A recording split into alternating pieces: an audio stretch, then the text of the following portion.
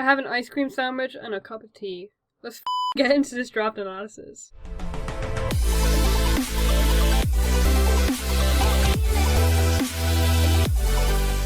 Hey Dreamers, it's the 8-bit Infernape here, and today I'm bringing you guys my long-awaited draft analysis for the GBA D-League. Before we get into this, I want to say two things. Numero uno, I am slightly ill, so if by slightly I mean I'm frickin' dying and have been for the last week, so if my voice is a bit bleh, that's why. And I'm not even going to say if I have a coughing fit, I'm sorry, because I'm just going to edit that out because it's just going to be atrocious. But if there's any weird jump cuts, it's probably me just dying. Numero dos, I've had a job. I've gotten a job recently. I've been working full time, so video making has been a bit of a bother. Not a bother, it's been difficult for me because I haven't had much time to do so, because when I get home from work I'm just really tired, and obviously because I'm ill recently I've just wanted to sleep. I've been just so exhausted all the time and not feeling so hot, so apologies for the lack of uploads recently. I promise they will resume very soon, but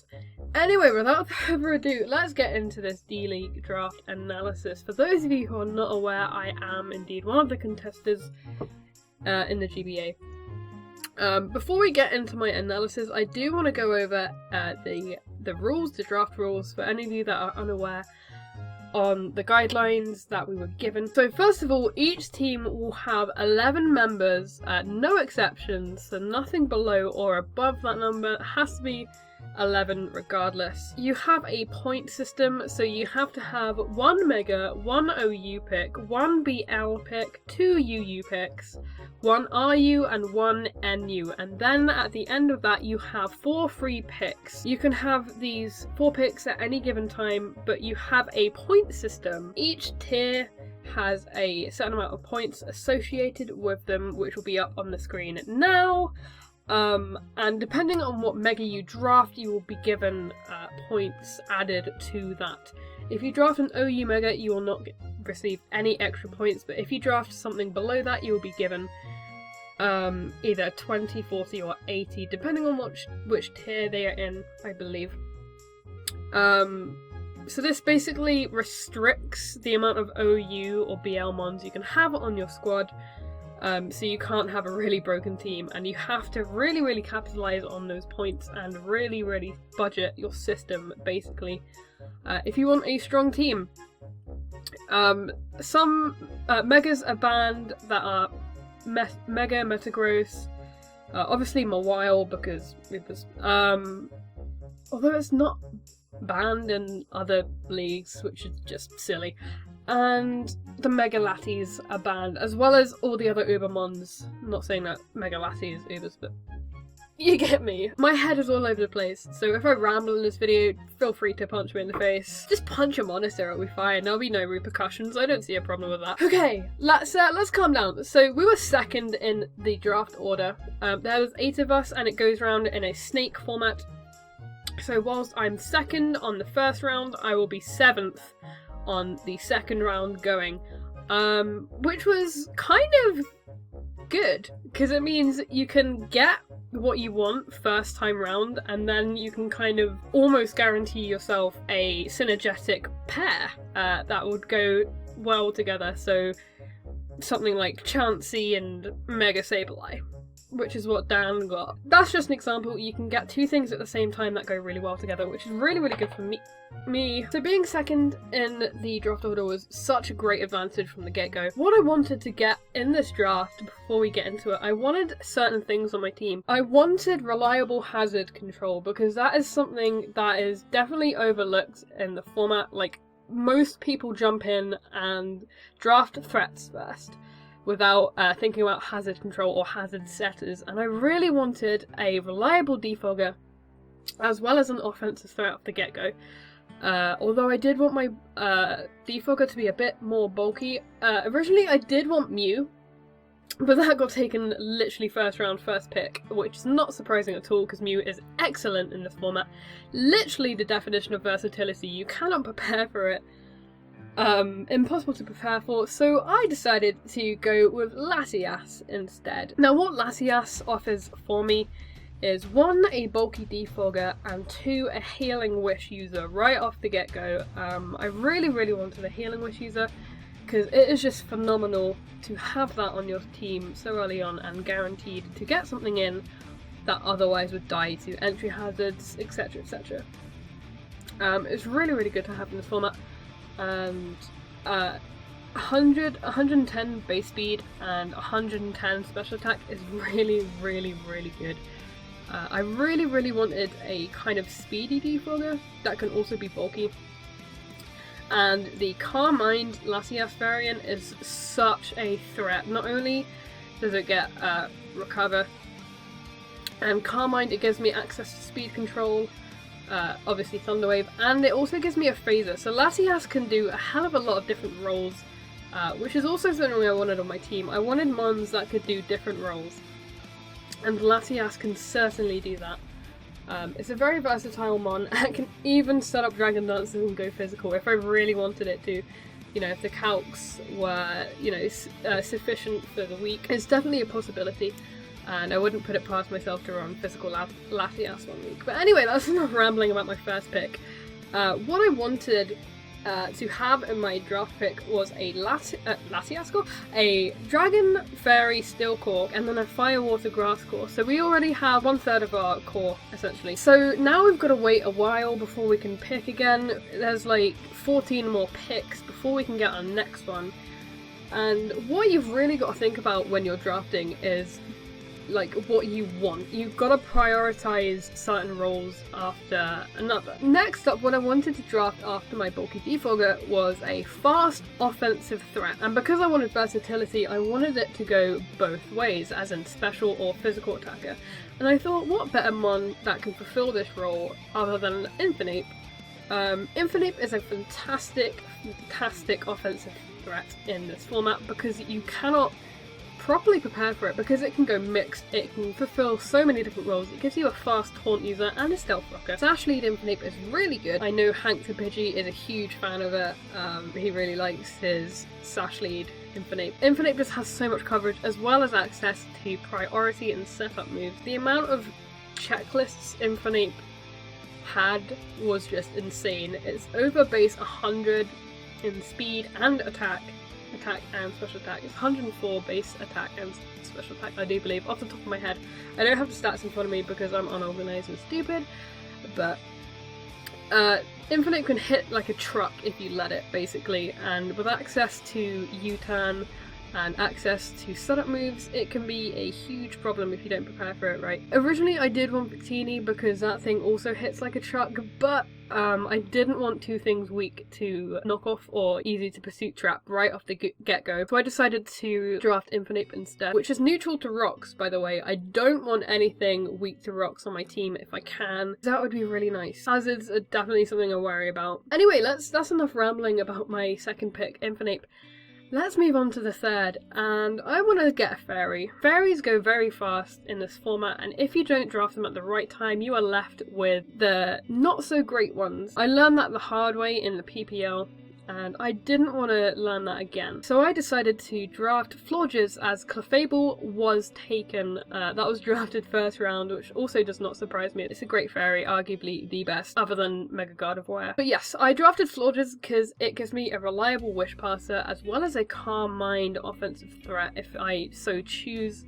It's a very reliable wall and gets access to Light Screen, I do believe, although I may be incorrect on that. I'm just going off the top of my head. It gets Synthesis as well as Wish, and it also gives me access to Hillbell, which is a fantastic option if I want to have a cleric on my team, because I didn't have that role beforehand. So right now we have some decent bulk and a really big threat. Florges fit really well on my squad and gives me a switch in to dark types, which I otherwise wouldn't really have, because Infernape is not a reliable switch in for anything. Though it does resist dark, it is extremely frail and will probably die to a combination of a dark move and another coverage move. So Infernape is not a reliable switch in to anything because it will just die, basically. So I wanted something that I could switch in on the threat and possibly threaten it out with Dazzling Gleam, because offensive Fairy is a great offensive typing, and can wall a lot of things really effectively, so I'm looking forward to using Florges in the D-League. Now next up, I really wanted to pick a ground type because I needed an electric immunity. Electric immunities in this format are really good, and I wanted to pick Nidoqueen. It got sniped right before my eyes and I was so upset. And this is what I'm talking about when you want to prioritize what you grab and when. And I was really upset because I had my heart just set on Nidoqueen. It was one of the things I wanted, like I 100% wanted, and I was really upset that that got sniped right before I was going to pick it. This is a draft league, it's bound to happen, and you have to have backups. Instead of an electric immunity, I decided to draft a water immunity instead, and give me my bulky water. I draft Vaporeon. Now this gives me a guaranteed wish pass because of slow baton passing. Vaporeon is really good. It gives me a really reliable safe switch into something. Get it back up to full because 103 base HP is incredible, as well as 110 base special attack is also nothing to overlook. Vaporeon can hit like a truck if you want it to. The only really big downfall on Vaporeon is its coverage. I'm not looking to use it offensively, it will be probably just my bulky water. It will be a wall 9 times out of 10, but who knows, maybe we'll go offensive one week and smack something with a Spec, Scald or Hydro Pump or something like that. But looking at my team, I really wanted bulky water, and Milotic had already gone, unfortunately. That was what I was wanting to draft. But George had picked that up, knowing that I would definitely take it from him. He picked that up round 2, which is very clever. Drafting your bulky water early is definitely something that you should do, because they're really good in the format. This moment in time, we have Latias, Infernape, Florges, and Vaporeon, and now we've got to wait 19 times again to draft what we would want. At this stage, people are picking up a lot of threats, and I'm thinking I need more offensive presence on my team. At the moment, we only really have Infernape and Latias. Yeah, so I need offensive presence, and I need a grass type. So I decided to complete my Fire Water Grass core with Roserade.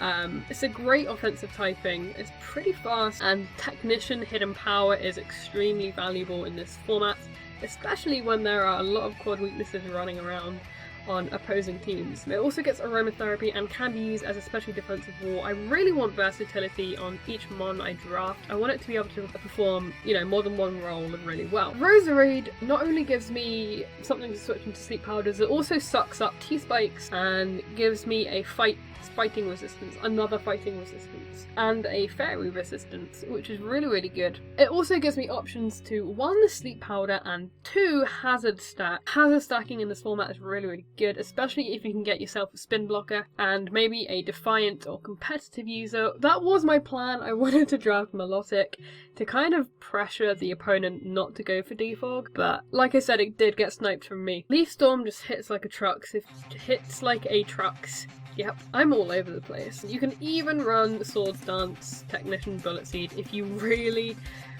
want to. Maybe one week I'll pull it out and everyone will just lose their shit over it. We don't have much physical presence, and we do not have our Steel type. So that's what I'm going to be drafting next. And I again had my heart set on one Pokemon and I got sniped. One pick away from picking it. At this point, I was getting angry. I was getting really angry because it was the same person that sniped Nidoqueen from me, and I was like, you know what? I'm just going to retaliate. I'm just going to draft a better Steel type than you. I'm going to pick up Scizor, motherfucker.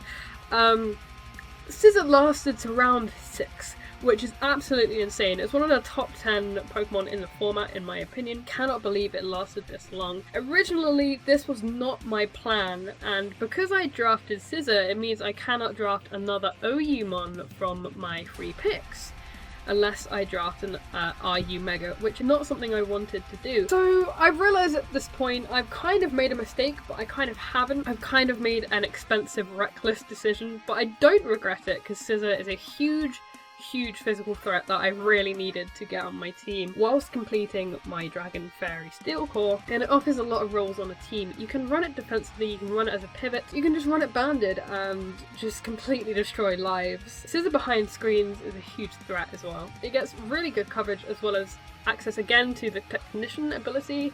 Bullet Punch Technician with Sword Stance is just fantastic late game, and it can check a lot of fairies as well, especially if you're assault vested or behind a light screen. This is the first quad weakness on my team, and hopefully the only quad weakness on my team. I'm determined to make that so. We have another reliable defogger, as well as something that gets Taunt and Roost, which is really nice. Access to U-Turn, which is beginning to look like a Volt-turny team. But anyway, that's enough talking about Scizor. Apologies, my throat is starting to go. I don't know if you can hear my voice changing, but... So we now have our completed core of Fire, Water, Grass and Dragon Steel Fairy, and now we need a fast electric type. Originally, I was going to go with regular Manectric. It gives me a fast electric type, obviously with access to Volt Switch, and it also gives me a electric immunity, which is great. But unfortunately, whilst I was looking at it, the more I looked at it, the more I didn't want it because of its coverage. It gets Flamethrower Overheat, which is great. Fire moves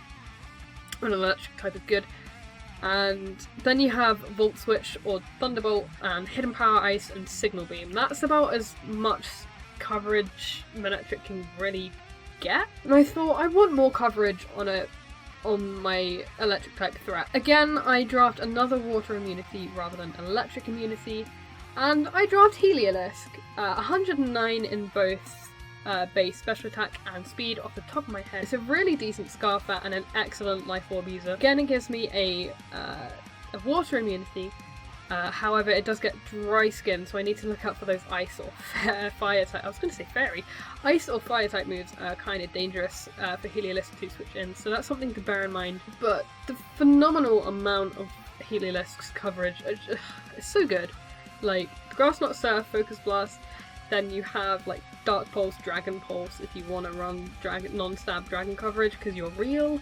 And then you have two really nice dual stabs, Hyper Voice and Thunderbolt. That can hit like an absolute truck. Heliolisk is a good revenge killer with that speed stat. It gives me another water immunity. If I decide not to bring Vaporeon one week, I could just bring Heliolisk instead. I was like, right, I need to get a ground type now. I absolutely need to. And because I drafted Scizor, I couldn't draft Crocodile. And that's what really upset me. So I was like, right, I need to find a decent ground type that puts a relative stop to Quake Edge and can switch in on offensive electric types. My goodness, I'm all over the place right now. So I decided to draft Sandslash because one, our team was lacking a spinner and electric immunity. We have enough mons on our team to switch into water moves or grass moves, so I thought drafting Sandslash would be great. I can also go with the offensive option as well. Sand Rush with Sword Stance is a huge threat. So I have a Rapid Spinner now, which makes me able to reliably hazard stat. It also gets access to Knockoff and Quake Edge, which is really valuable. Decent assault vest user, and with the right support can stop a lot of things in the opponent's team. So right now I'm looking at the team and I'm thinking I need some kind of safety net with decent coverage and decent speed stat, as well as access to a few other things. So I'm thinking about my Mega at this point as well, because there are 3 picks left on my draft. And I hadn't picked my Mega, and because I drafted Sandslash, I was like, I could draft Mega T-Tar. Not only does it give me a lot of resistances that I needed, it also gives me sand support for Sandslash that I'd literally just drafted. It gave me more options for my team, but I decided I'm not going to go with a gimmick that might not work. I would rather go with a Mega and 2 other picks that would fit my team better, rather than trying to draft a gimmick and not really making use of it. So I decided to go on the safe side and draft a Magic Guard user. Not Alakazam, unfortunately. I get the next best thing, which is Sigilyph. I know this thing saved John a few times. So because we have a Magic Guard user on the team, it basically allows me to switch in on hazards or status completely free. If I want to chuck Focus Sash on there, it's basically a guaranteed safety net / revenge killer. It's a very reliable switch in to Earthquake, and obviously if I come in on Stone Edge, I can hang on to my Sash. Bolt Beam coverage is something that's really good in this format, and it also gets access to dual screens, which is something I have wanted on my squad but not too sure what to draft for it. The Sigilyph is really good. It gets Bolt Beam plus the really annoying set, which is Cosmo Power, Stored Power, Psychic Shift. Maybe I'll bring that one week, maybe not, because I'm not that much of an arse. So we have 2 more picks left, and I really need more offense, and I need a switch in to a flying type. So I go with Regirock. We haven't got a rock type and it fit really well on the team. Again, we have a lot of switch-ins to grass or water type, and it can genuinely chew close combats or earthquakes. Base 200 defense Regirock is incredible. I think it might be base 250, or maybe I might overshotting that a little bit. But Regirock is really reliable defensive wall. It gives me speed control should I want it. Another stealth rocker, and the rock polish weakness policy set is really threatening. Again, I wanted something that can do different roles, and Regirock definitely does that. It's a good assault vest user as well. It gets drain punch, which is really good. It just fit on my team really well. Pause. But Regirock gives me a lot of options, and now we are left with one more pick. Sorry, I'm being a little bit less, like, analytical. So we have a current roster. We have Latias, Infernape, Florges, Roserade, Vaporeon, Scizor, Heliolisk, Sandslash, Sigilyph and Regirock. Those are our 10 mons, and we now have to draft our Mega. And because I preserved my points, I am able to grab something from the OU tier. And we had a lot of options. We could have gone with Mega Gallade, Mega Lopunny, two really offensive threats, but I decided to draft more bulk and a spin blocker. Welcome to the team, Mega Sableye. Something that is very overlooked offensively, in my opinion. Power Up Punch, Sucker Punch, Shadow Sneak, Sableye is a huge threat. 9 times out of 10 you would expect a defensive variant. It's very good at doing what it does, which is walling a lot of fighting types, which is what I needed. I needed a reliable spin blocker. I was originally going to draft Macadii over Sigilyph, but because I had enough points, I decided to just draft Sigilyph anyway. The reason I chose Mega Sableye is because it gave me a psychic immunity, and it is a reliable switch in to knock off as well as any fighting type barring Mega Lopunny. Also, Magic Bounce is incredible. It enforces, or at least pressures, opponents not to go for Stealth Rocks unless they have a Mold Breaker user. Mega Sableye just fit really well on my team, in my opinion. It gives me a lot of options. So yeah, that is my squad, guys. I hope you did enjoy this draft analysis. Sorry it wasn't as good as it could have been. Like I said, I'm kind of feeling really rough right now, but uploads will be resuming soon. Please let me know what you think of my team, as well as any kind of improvements or suggestions. You can leave down in the comments below. But other than that, I hope you guys had a good day, and as always, I will see you in the dream world. Peace out.